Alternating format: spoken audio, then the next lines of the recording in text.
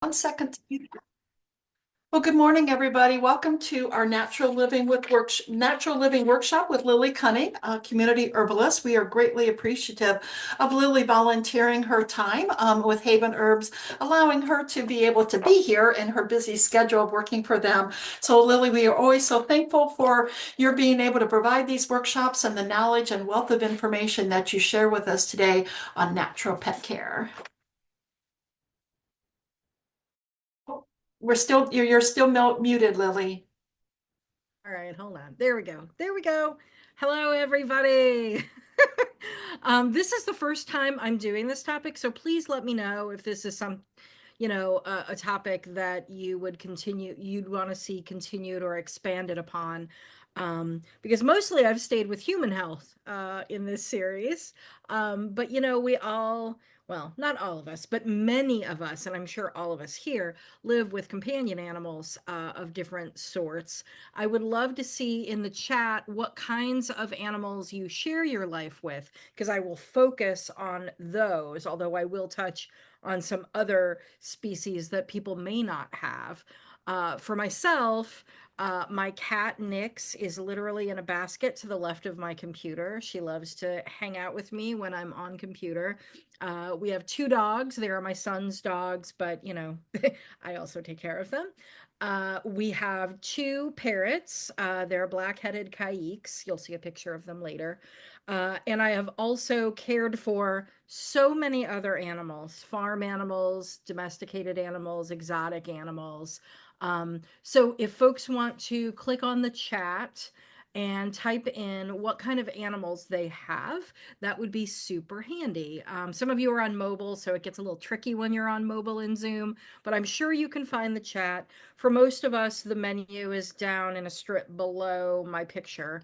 And you can just click that chat button and let me know what kind of animals you share your life with. Most of us have had experience with dogs and cats, although certainly some of the information that I'm going to share about dog and cat husbandry, if you will, is going to be new to you.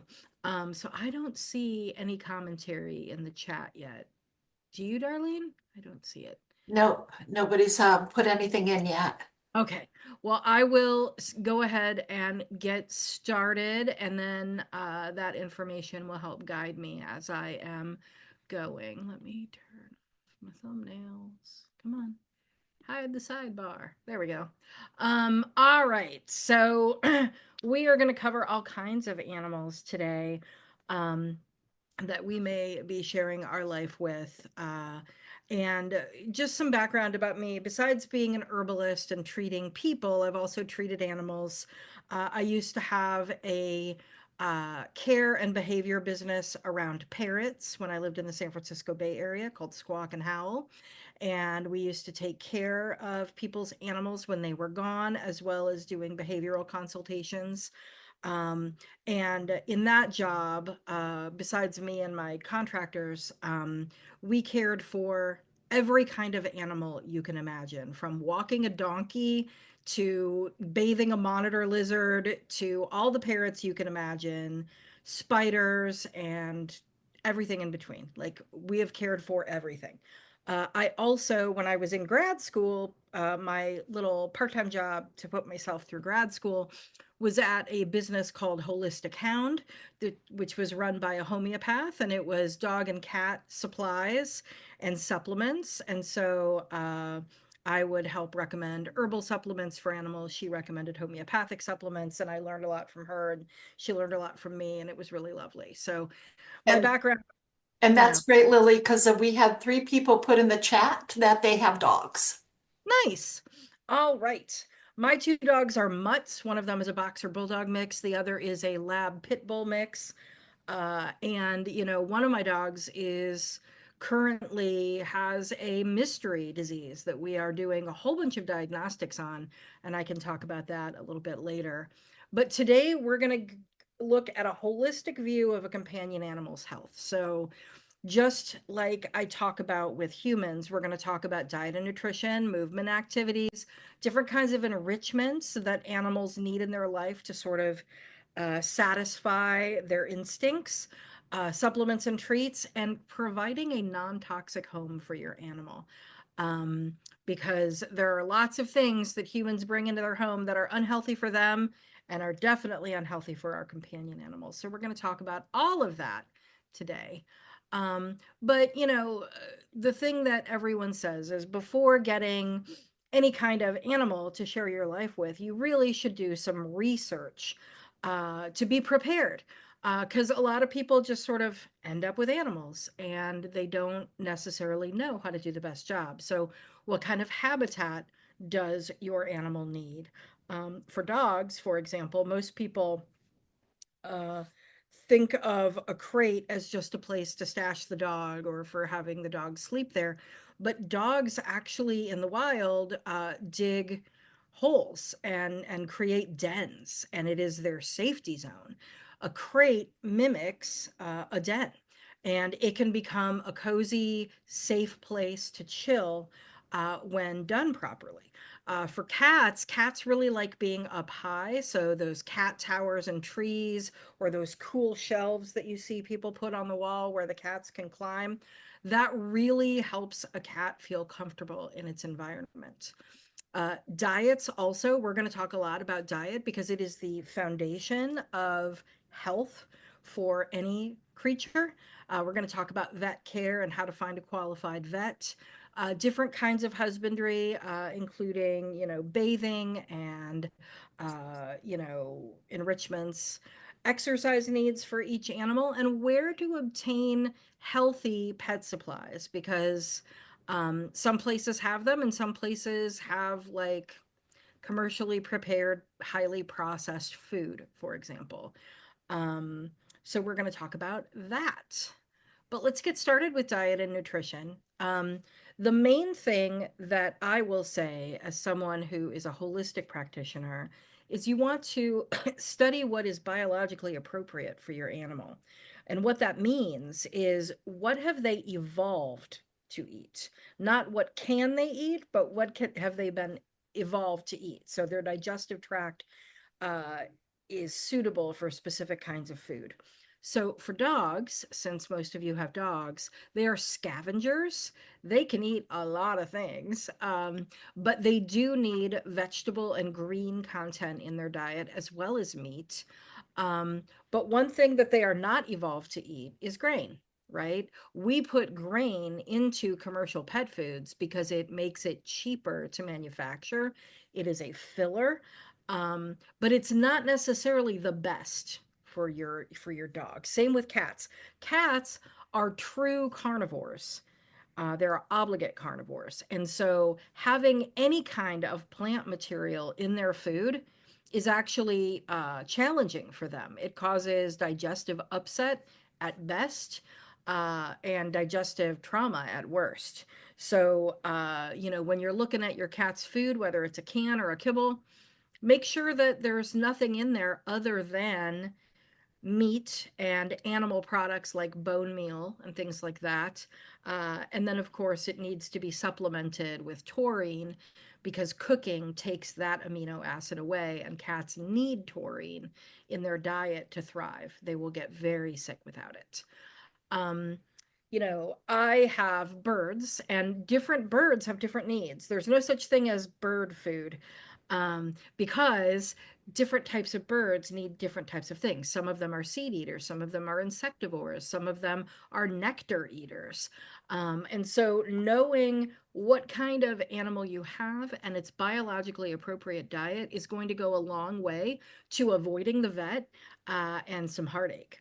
So the other thing to look at is how many additives and non-foods are in your food. Are there toxic preservatives like ethoxyquin in your animal's food? Are there shelf stabilizers and byproducts? And the other thing is, what is the grade of the food? If it doesn't say human grade or organic, then it is feed grade, most likely. You can always call the 800 number on the bag, but feed grade means that in the um, in the sort of commercialized food system that we have, let's say corn, let's just use corn as an example because it's in everything. Um, So corn, gets put through, once it gets off the farm and goes to a silo, it gets graded. Anything that is not fit for human consumption for whatever reason could have mold. It could, be a type of corn that isn't popular in food. It becomes feed grade. And if I won't eat it, then I'm not going to give it to my animals. I'm just not. There are lots of problems with feed grade food. Um, and again, animals, dogs and cats in particular, shouldn't be eating grain as their main diet. When you're looking at the ingredient list, like dogs can handle some grain, and some of them do better with more fiber, but it shouldn't be number one ingredient. It shouldn't even be in the top three. Um, so, take a look at your ingredient bags, read those labels because what you feed your animal is going to determine how well it thrives moving forward. We want our animals to be healthy, we don't want them to suffer, and we certainly don't want to take them to an expensive vet. So, uh, just like human beings, most chronic diseases that happen are a result of diet. So if you look at cats, for example, cats tend to live, you know, cats and medium-sized dogs tend to live about 15, 16 years. That is an average for a lifespan as a companion animal in the United States. When you look at how these animals are dying, a lot of them are dying of cancer or kidney failure, or what's another one? Liver problems. So, liver and kidney are related definitely to diet, and cancer. As we all know, there are additives in our food and in our environment that are carcinogens. The pet food trade is even less regulated than the human food trade. So, buyer beware, read labels, find a brand that you trust and monitor them because also brands get bought by bigger conglomerates and then they change their formulas.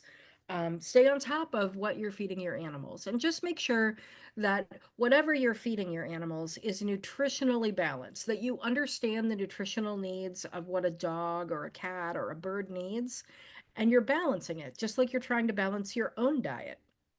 Um, would raw food be better for your animal? Like a cat, raw food would be better than for a dog. And you have to be careful about raw food. It needs to stay frozen until the day before you are serving it. And so most people buy raw food frozen. Um, but raw food has the taurine intact, for example, for cats. And most raw food is a blend of not just muscle meat, but also bone and organ meat. And a cat needs all of those things nutritionally. Um, so thinking about what form, you want to feed your dog or cat or birds in. Now, processed food, like kibble, is a human convenience food. It's not necessarily the best diet. It causes a lot of dehydration issues and kidney problems because there's not enough moisture in the food. And so you have to supplement with water and such. But it is convenient, right? It stores easily. You just, get out a scoop and you know exactly how much to give your animal. But again, it is human convenience that we process food for animals in that way. When early dogs were around the fire with early humans, they ate what we ate, right? We would toss them bones and scraps and they would eat that. Um, and they lived to evolve into the animals that are in your homes today. So that's about food. And at any point, if like you have a question about food, please put it in the chat. Darlene can stop me and we can talk about food. But now I'm going on to movement and activities, but I am happy to circle back to food because it is a big topic. Um, so every creature, whether it's a human creature or another kind of animal, needs movement every day. It is for our well-being. It's not just, to burn calories and maintain a healthy weight. It's literally to create bone tissue. It's literally to stretch those muscles and make them more supple. Like, there are so many reasons why we need to get out and move. Same with animals.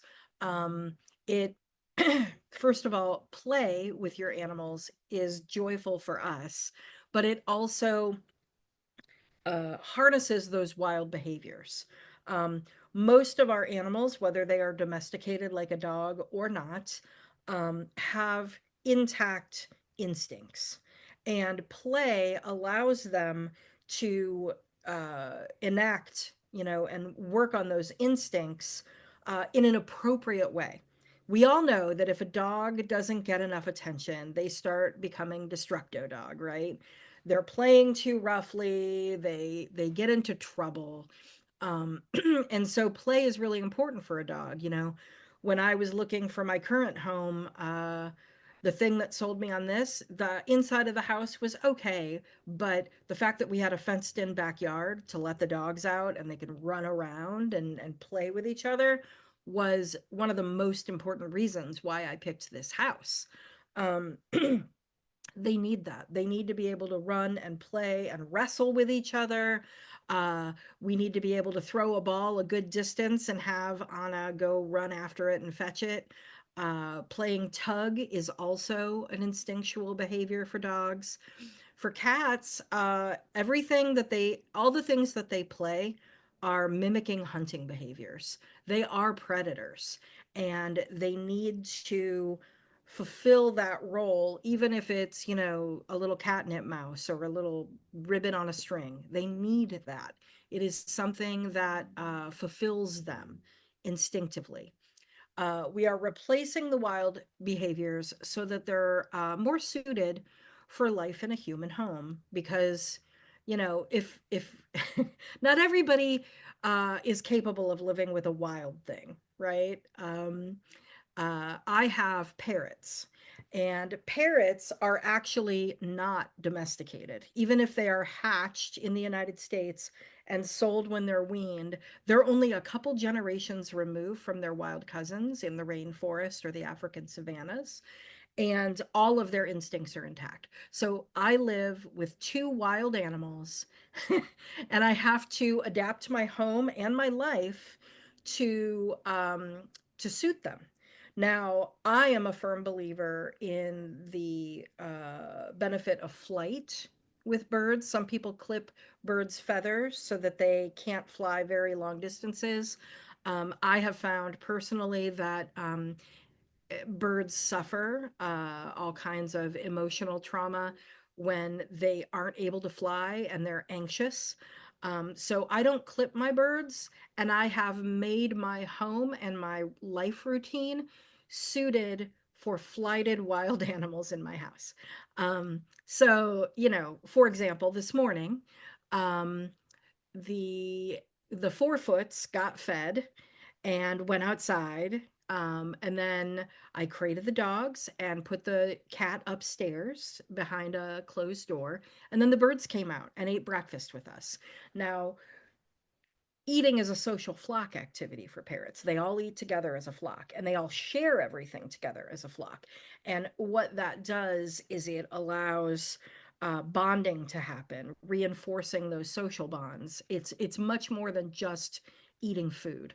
And so it's important that they eat with us. So they eat with us in the morning and they eat with us in the evening, twice a day. And yesterday, my birds took a bath with me. Bathing is a social flock activity. And so I have equipped my shower with a very special bird perch where at the end of the shower, they sit until it's their turn to get wet. And then I put them under the shower and then I put them back, and we all take a bath together, right? Um, that is something that makes them more comfortable. It bonds them with me. And it um, is something that's more fulfilling for them than just getting a bathtub in their cage and having to take it alone, right? So thinking about all those things, understanding the psychology of your animal, is going to make it more well adjusted and happy. And that goes for all of the things that we're talking about here: diet, movement and exercise, activities.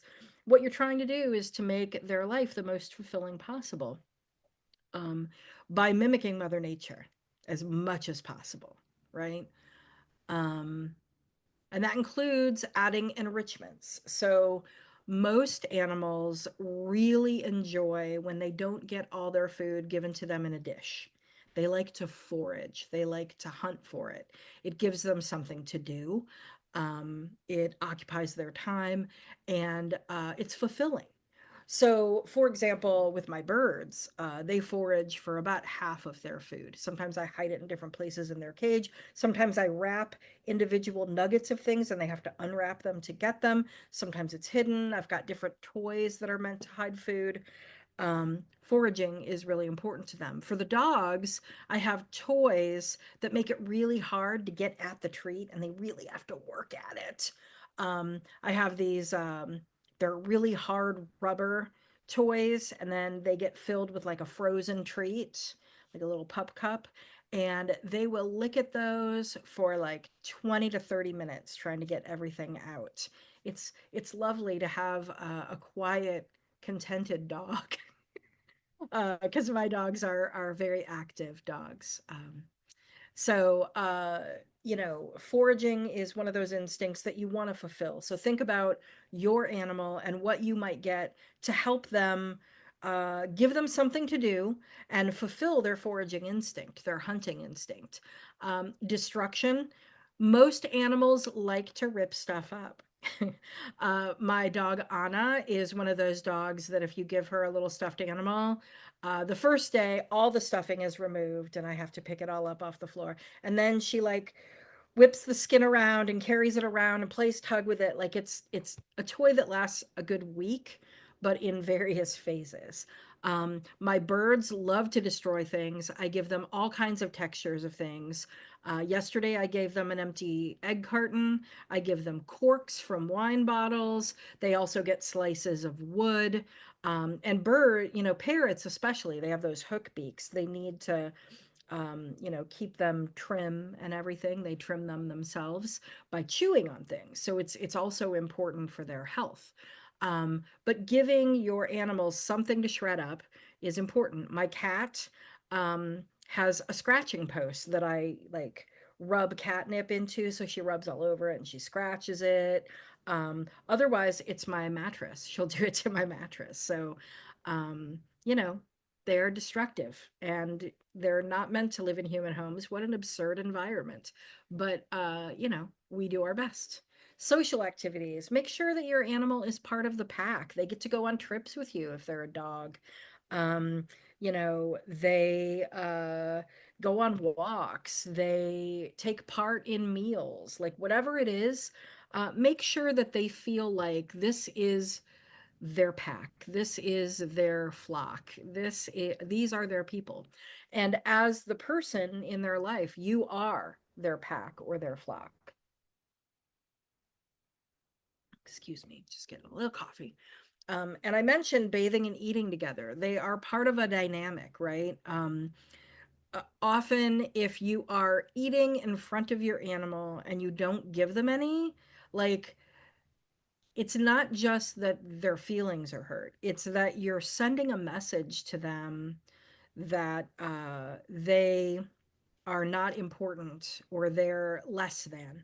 And so, like, I don't like my dogs begging at the table. It bothers me a lot.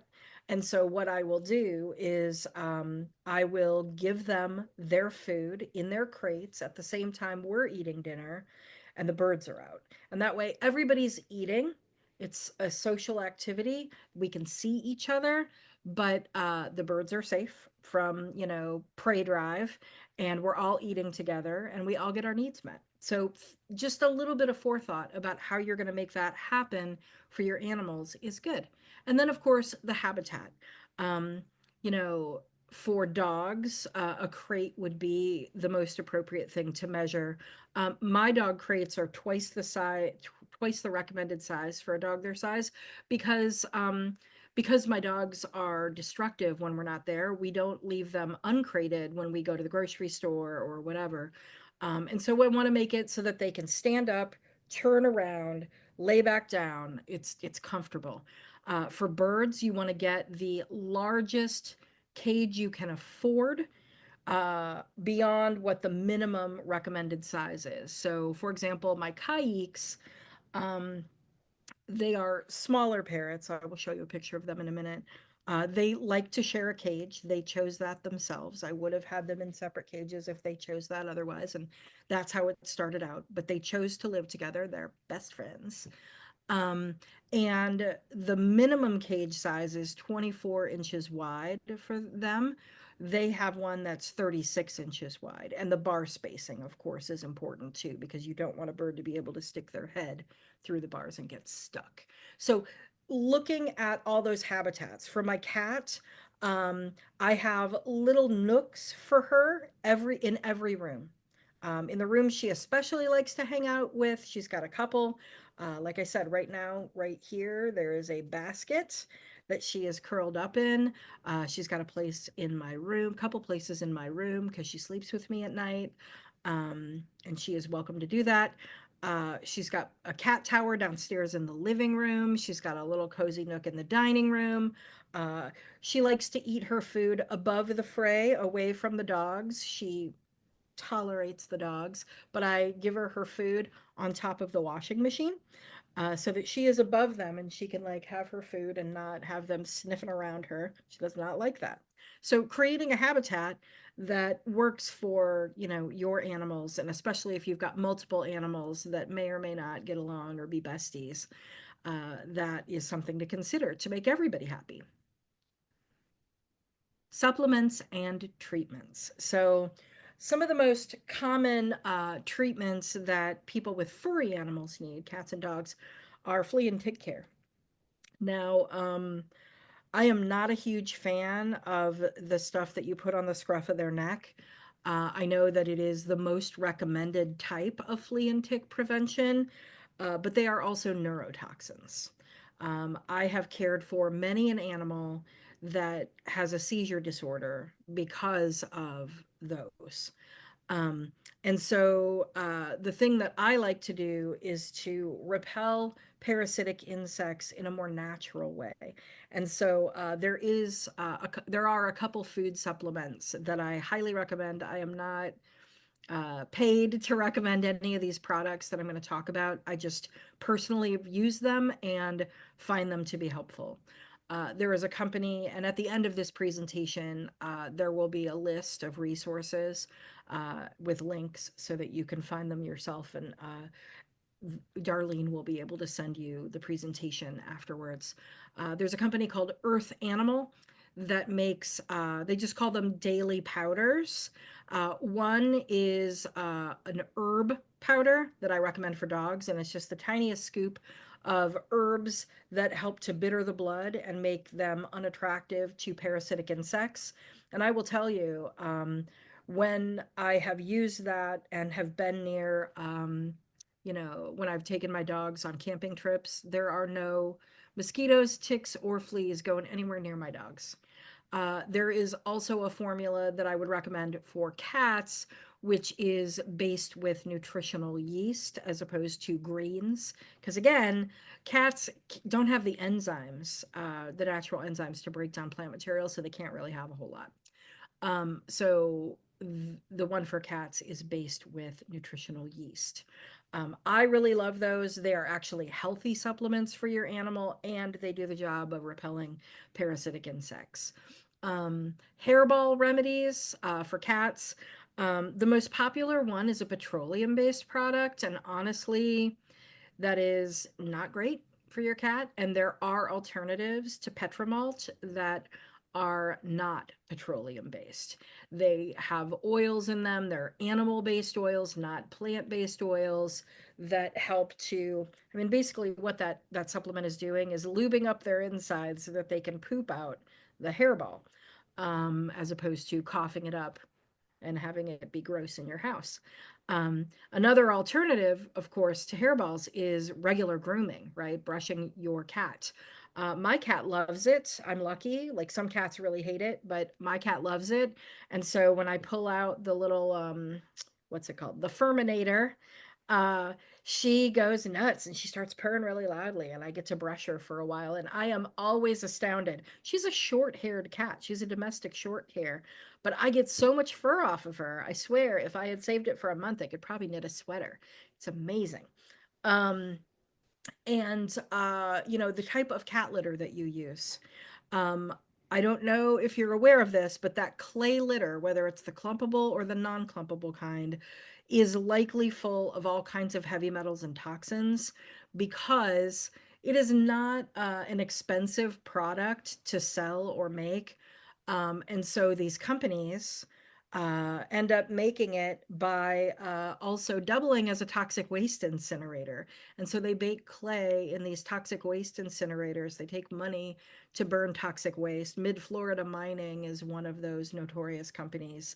But of course, it ends up in the clay, and your cat is like digging it up and is right there. It's just not great.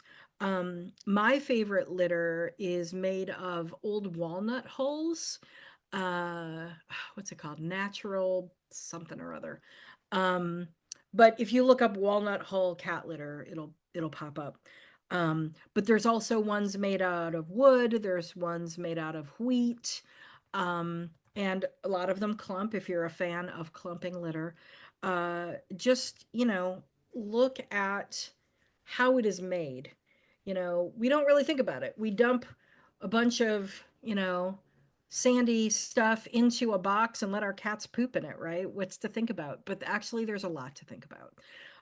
And if you are one to add powders to the cat litter box to make it smell better, please just use baking soda.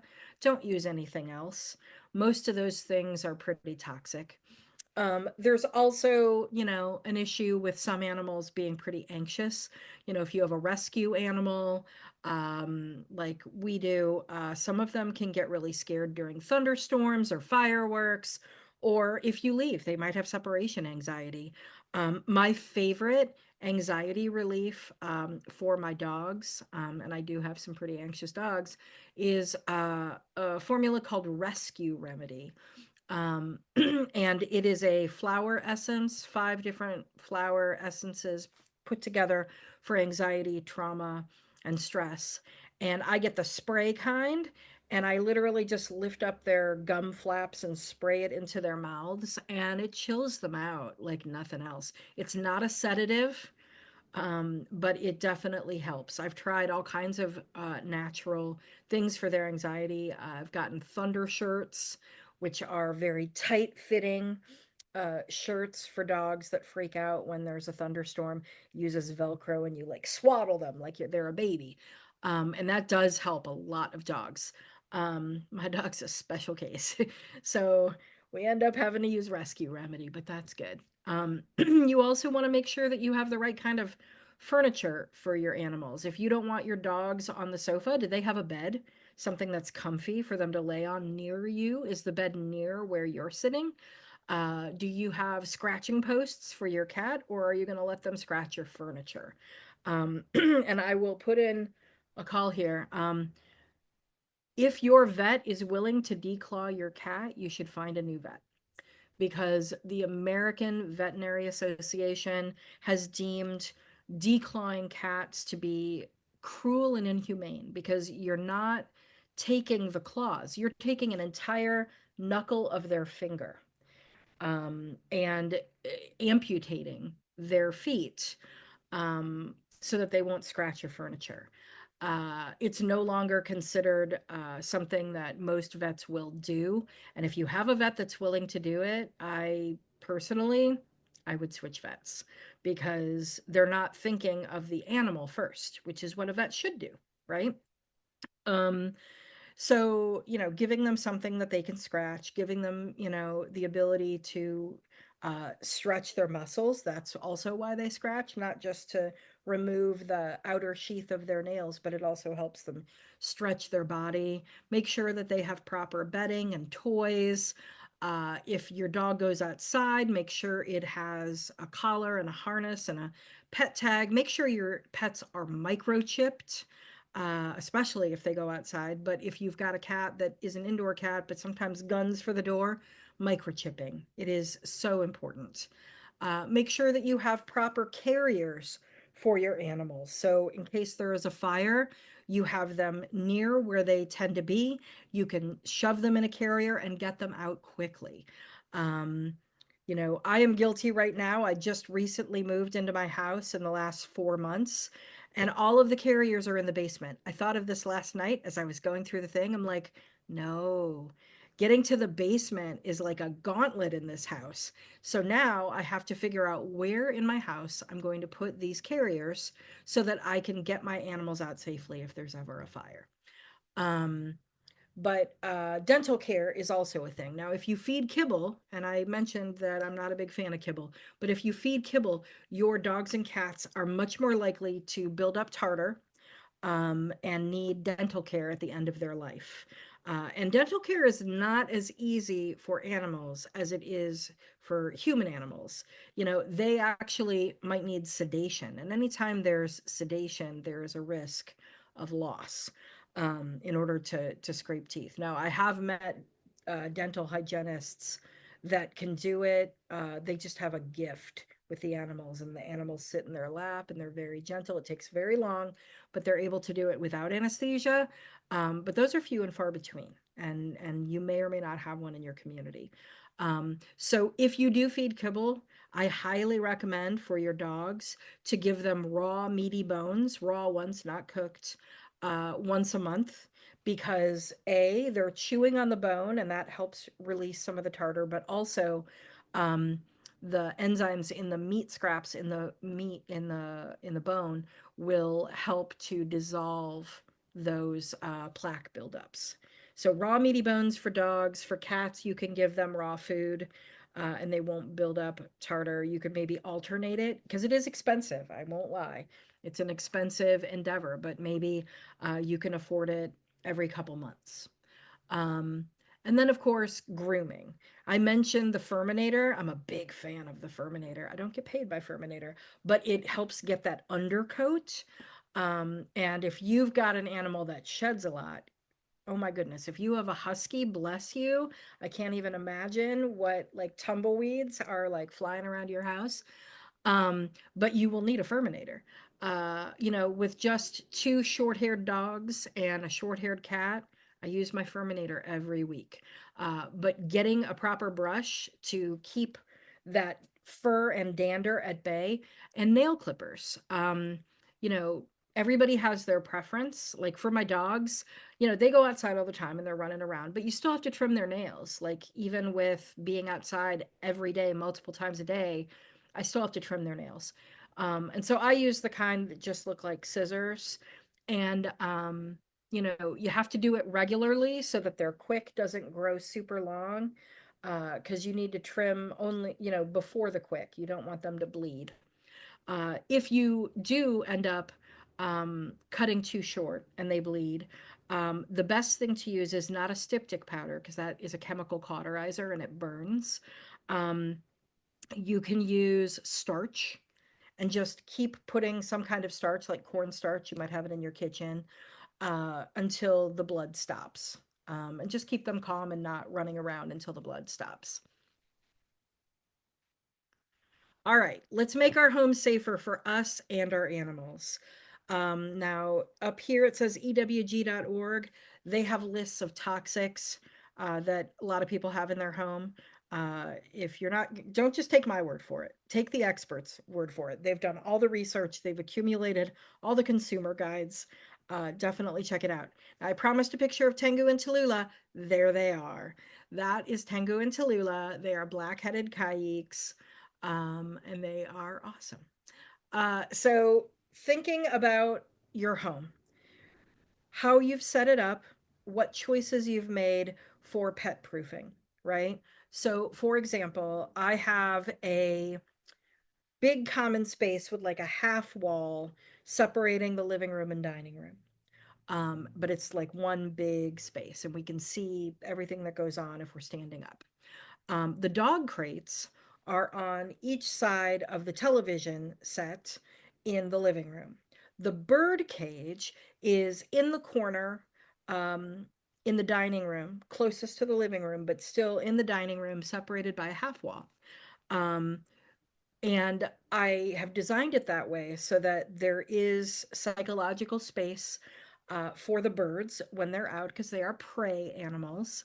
Prey animals have eyes on the sides of their head to look around and make sure nobody's going to swoop down and get them. Predator animals have eyes in the front of their heads. We are predators. They are naturally afraid of predator animals, even if your predator animal is sweet and gentle, like they're instinctually they are going to be afraid. So I don't want my animals to live in fear. So there is always a half wall between them. And like I said, I always put my predator animals away before I let the birds out and they're flighted. So they fly, and that could definitely like snap any predator animal and like trigger their prey drive. And I just don't want that. So I have designed my life and designed my house so that it's good for all the animals that I have to juggle. I'm an animal juggler. Also, the house plants that I've chosen, right? Some house plants are toxic to animals. You should look up a list on the internet, which animals are safe for dogs, which plants are safe for cats, which plants are safe for birds, whatever animal you have, you'll get a whole list. But any, poinsettia, for example, in the winter, if you get a poinsettia, you need to keep it away from your animals. It is poisonous to them. um, Mirrors and windows for birds in particular. When they're first getting used to a place, like birds are very smart, but if they're just getting used to something and they get spooked, they'll fly right into a window or a mirror thinking that it's an opening to another room. And so when I first moved into this house, I just got a bunch of post-it notes, stuck them on the windows so that they knew that that was a solid surface when they were first getting used to it. Now I don't need them on there, but because they know the layout of the house. But thinking about those things as you get ready. When I had a cat named Emma, she was a very scaredy cat, and we moved. And so everything was still in boxes, and I opened up her crate and was going to let her like meander and sniff around. She freaked out because everything smelled different and nothing was familiar. She literally went to the smallest, darkest place she could find, which was up a chimney.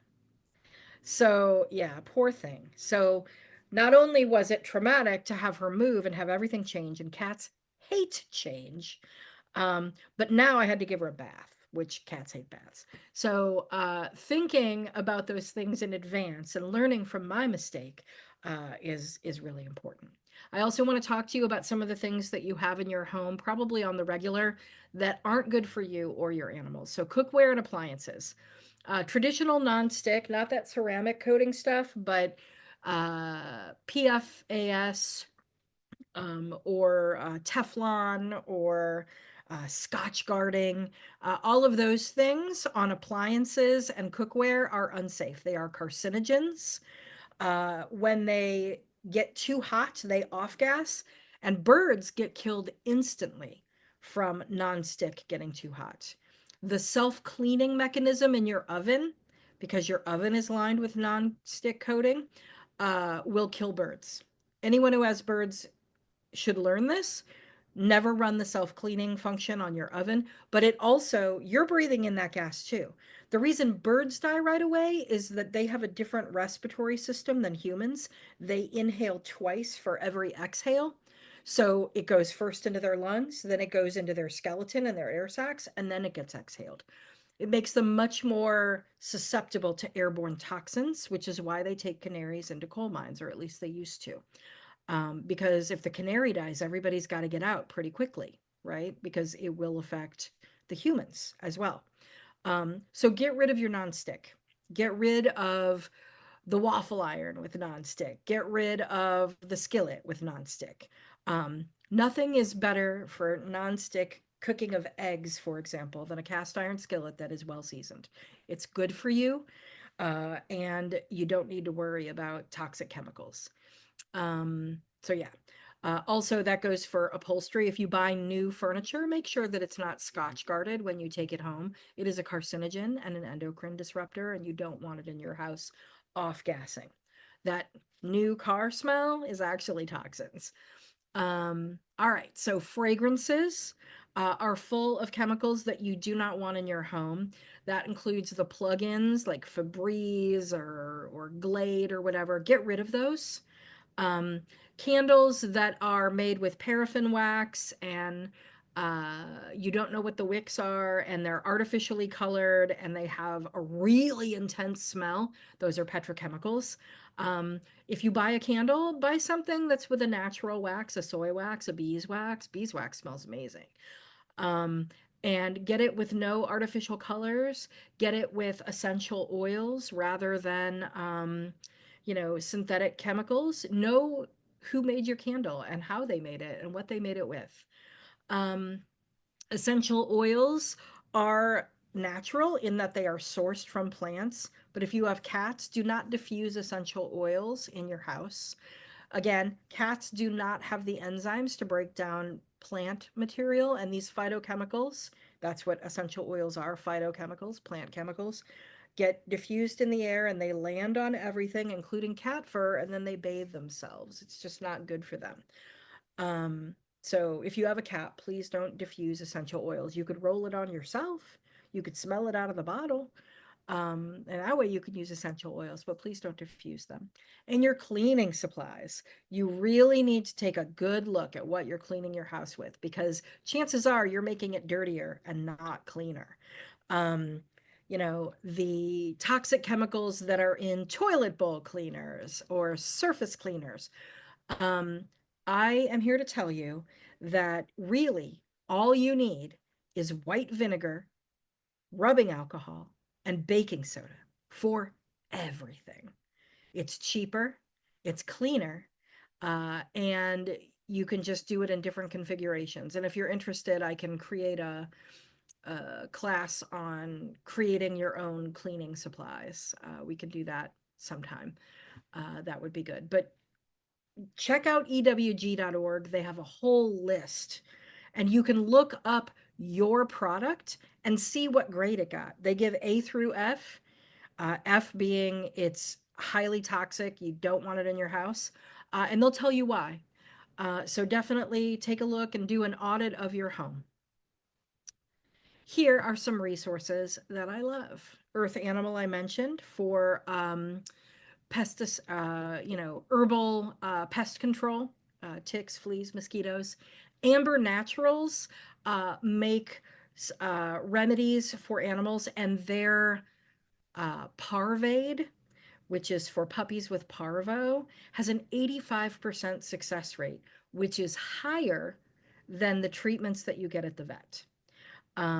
It is an amazing product, and they also make other products for like kennel cough and things like that. Pet Supplies Plus is a local chain. You can find them in the Columbus area. They have a ton of really great food and supplements and toys, including foraging toys. And usually their associates, if you tell them what you're looking for, they will help you find it. OnlyNaturalPet.com, NaturalPetWarehouse.com, Mickey'sPetSupplies.com, BigAppleHerp.com for amphibians and reptiles, Bird Safe Store for parrots. Um, all of those websites are really great to get food, enrichments, supplements, everything that you would need. And then ABVP.com is the American Board of Veterinary Practice.com. Now, being a vet, going to vet school, it's about a 6-year program, right? And then you're a generalist when you graduate. Now, if you have a very special animal, like an exotic animal or a parrot, um, or you just want someone who's a specialist in something, like maybe you have a mystery on your hands with your dog or cat, you can go to abvp.com, look at the link, find a diplomate, and then there's like a little database. You can put down your state and you can put down the specialty that you're looking for. There's an avian specialty, there's an equine specialty, there's a farm animal specialty, dog and cat. They have to do extra years of training, mentoring with a diplomate, and then they have to take a rigorous exam on top of their veterinary diploma in order to become an ABVP diplomate. Those are the specialists, right? Like when you go to your regular doctor, they have to refer you out to specialists if you've got something going on. If you've got something going on with your animal, find a diplomate. So that is where you find them. And you can search by zip code or by state. So yeah, that's me. That's my apothecary, Haven Herbs. And this has been Natural Pet Care. I would love to answer all your questions if you have them. We still have time. Looks like we have 8 minutes. I did it. There's a lot more to cover, obviously. All of these classes, since they only take an hour, are broad brushstrokes, but I can answer specific questions if you've got an animal that you have a question about or any number of things.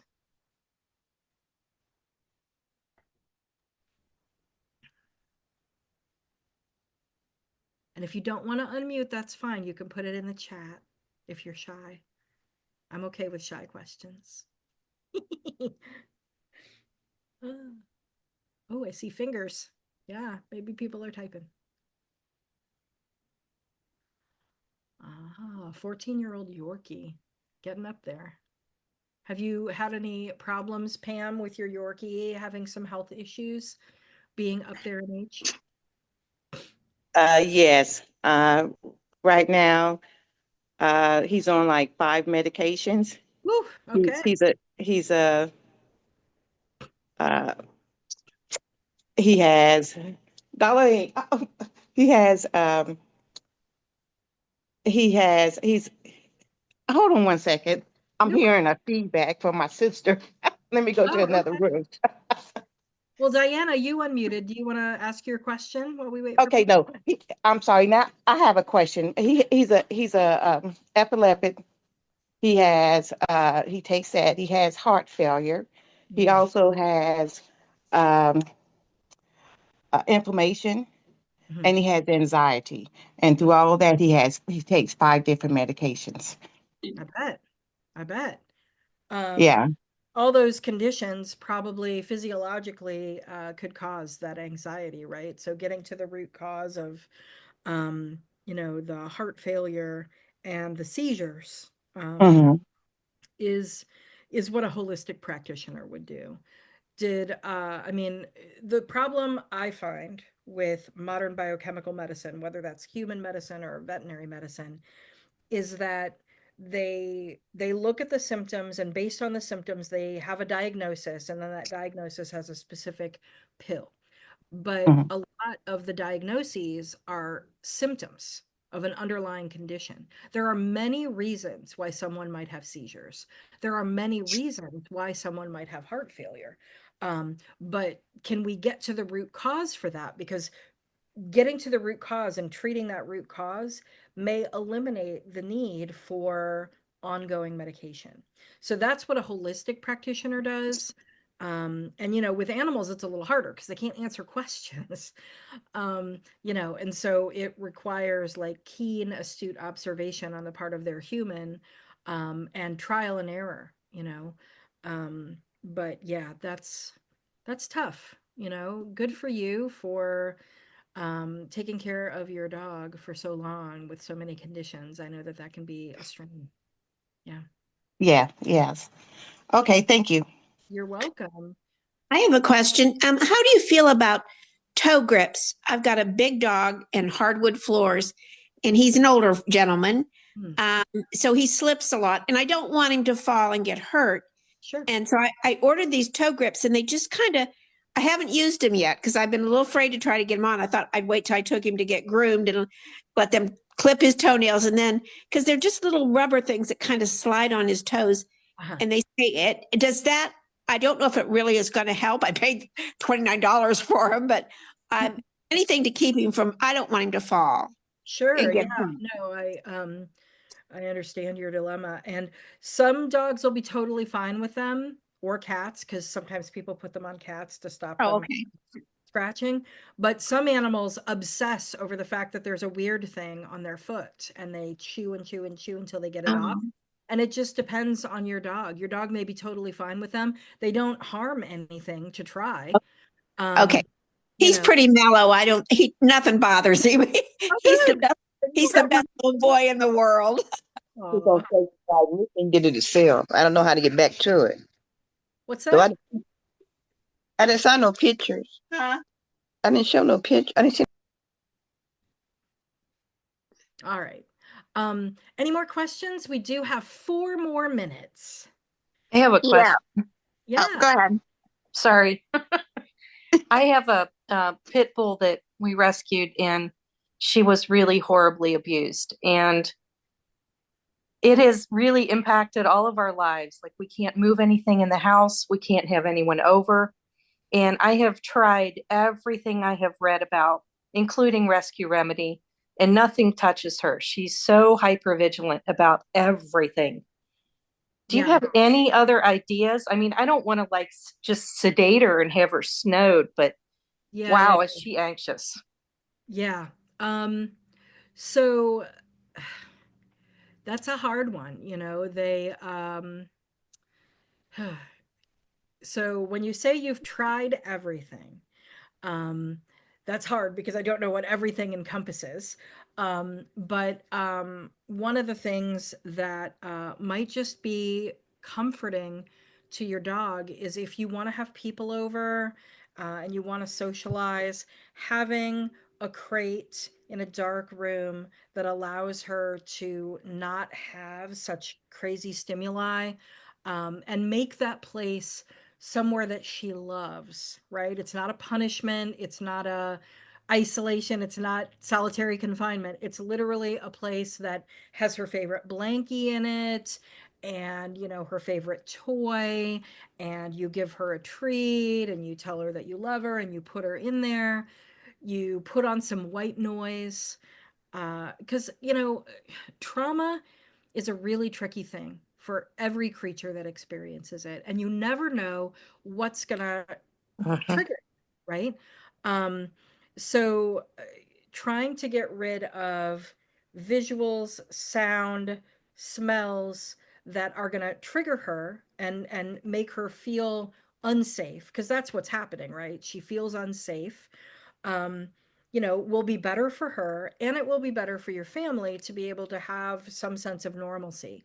So you start by getting her used to her new den, right? Maybe it's in a bedroom that is not going to be accessed by your party.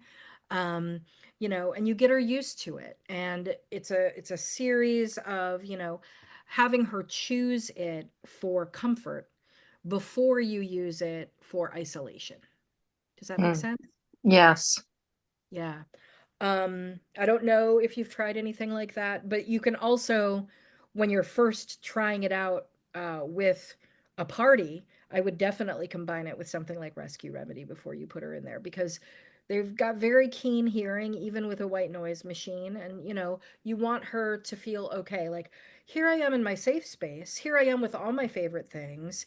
Here I am with a treat that I can chew on, and whatever's going on out there doesn't bother me because I'm safe here, you know? Okay. Thank Okay. you.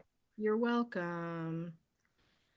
Okay, it's 10 o'clock. Jolene. There, We went right up to the yeah, limit. there is Susan put in the chat that she has a teacup sensitive stomach.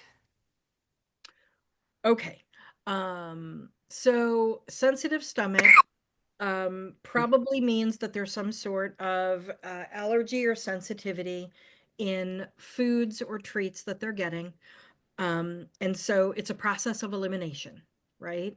What you want to do is look at what you're currently feeding, and look at the symptoms of the sensitive stomach. Is it vomiting? Is it diarrhea? Is it gas? Because those things have different root causes. So eliminating things that they might be sensitive to, but also adding a probiotic that is appropriate for that species. So they make dog probiotics. I'm assuming this is a dog. Um, and that's going to help. So if it's an issue of not having enough gut flora, you're gonna have a lot of farting, you're gonna have a lot of bad breath, along with a sensitive stomach. So probiotics may be appropriate. But I would definitely start with dietary elimination because what we put in impacts everything, right? So yeah, Okay, thank you. you're very welcome. You mentioned meaty, giving them raw meaty bones if you were giving them kibble. Is there a particular like beef bones or pork or chicken or you want I know you said raw. Yes, raw, not cooked, because you want that bone to be hard and not bendable and shatter when it breaks, because then it makes sharp edges and you don't want them to swallow that. Um, when I lived in Columbus, I would go to the farmer's market and get beef and bison bones for my dogs. There is a Okay. bison farmer at the Clintonville Farmer's Market, or at least there used to be back when I was in Columbus. And they always have soup bones. They call them soup bones. And you Okay. can get some, and it's fantastic. And they last a while, depending on Okay, great. Yeah, not too far for me to go get one. Thanks. hmm I have a quick question. Yeah. My dog back when, well, a few years back, he got bit by another dog, and it seems like after that, he started biting us. And I've taken him to the OSU, and they give him medicine for it, but it helps him not to bite me, but he bites everyone else. And so we've noticed though that like with Jim, he bites him if he sees his hand or he tries to pet him. But if he puts his hands in his pocket or behind his back, then he doesn't bite him. He gives him kisses on his face. Yeah. So it's got to do with something to do with the hands. Yeah, afraid of hands for sure. There he is. Yeah. See? So, That was him. yeah, so this is a fear problem. I'm not sure what medication the vet put him on, but it is probably sedating. I would work with a dog trainer who specializes in rescues and trauma, because this is a fear-based behavior. And what we want to do is eliminate the fear. And it's usually a process of desensitization to hands in particular. So, how far can you go getting close to the dog with a hand before they react? And you just want to keep pushing the envelope over time, and it doesn't happen overnight, but eventually they get over that. It takes work and it takes time, which is why it's much easier to give a pill. But it's worth it because then everybody has a better quality of life, right? The dog isn't afraid, and the humans around the dog get to enjoy spending time, right? Yeah, I can touch him. Yeah, he's a good puppy. Well, Lily, we greatly appreciate your time and your expertise and sharing your knowledge. As Lily shared, she'll send me her slide deck, and I will send that out to everybody.